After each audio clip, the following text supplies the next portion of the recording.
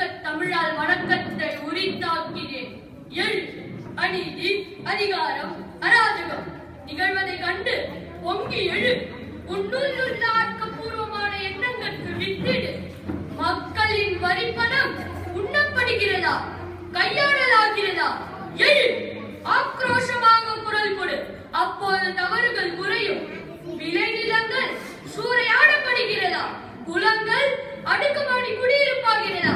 வீறு கொள், சில அவதூறுகளால் வீழ்கிறாயா?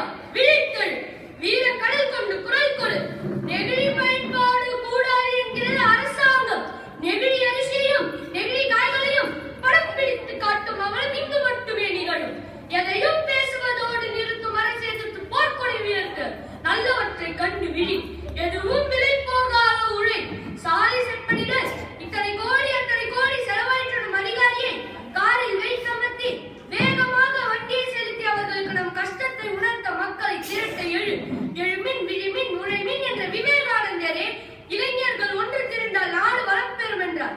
அதை கேட்டு